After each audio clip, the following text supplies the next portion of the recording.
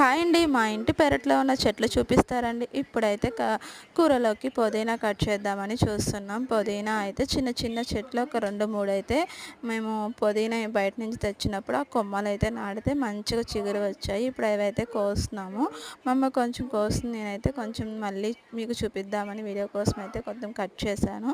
తర్వాత ఇక్కడ కరివేపాకు చెట్టు, బొప్పాయి చెట్టు, వంకాయ చెట్లు ఏ చెట్టు వేసినా సరే మంచిగా పెరుగుతాయండి. మంచి నేల ఇదైతే.